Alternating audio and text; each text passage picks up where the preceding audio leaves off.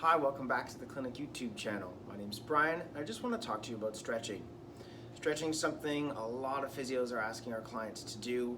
Everybody knows it's good for you, but there's a lot of misconceptions about it. So I just wanted to talk about one or two strategies that you can use, maybe three. So the first is just what I call kind of an anchor and hold strategy.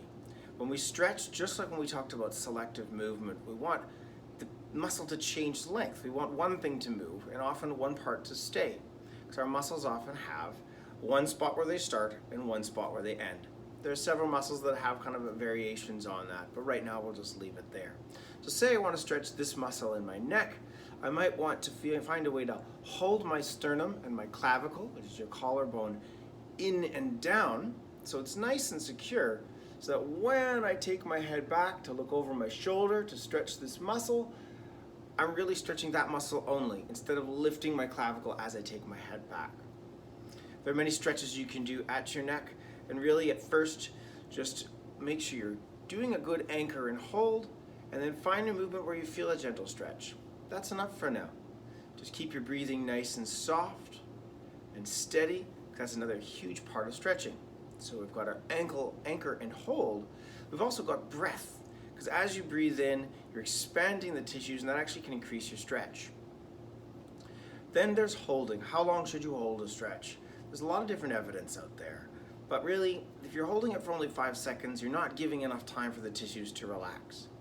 Some schools of thought have holding stretches for a long time, such as in Yin Yoga, and that's okay, but the stretch has to be somewhat easy that you can relax into it. The rule of thumb is sort of 30 to 60 seconds, but maybe the best way for you to do it is 5 or 10 nice and relaxed deep breaths. That way you're giving your stretch time to let go of the tissues, you're maintaining your breath work, and really trying to release both internally in your mind and externally in the body. A lot of different ways to look at this anchor and hold concept. So this is the neck. You could use the arm, you're anchoring it and holding. Another way is, say, at a wall, if you're going to stretch the front of your chest. So you can use the wall. At first, if your chest is tight, you'll probably be facing the wall. As it loosens, you can rotate away, just making sure that your core is on and that you're not flaring your low back. But what about for the legs? Well, there's one way you can stretch your hamstrings. It can be very helpful. Now, let's see if I can demonstrate this.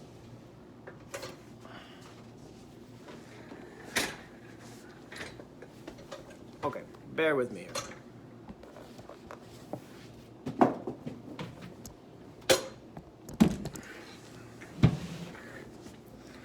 What I'd like you to be able to do is to say, stretch your hamstrings. So say you have your leg on a couch, and this is the arm of the couch. You set your foot so that it's actually stabilized by the arm of the couch, so that when you reach your body forwards, you're not losing the angle at your foot. So that's the anchor. Another thing I've talked to clients about doing is using a kitchen chair. So they're sitting in one chair with their back nice up to it, and then they've got their leg outstretched with your foot connected to the other chair across the table. And that way you've really anchored one part so you can move another part and get stretched through the length of the muscle. Hope this helps. Enjoy some stretching. Always be in touch with any questions. Thanks for watching.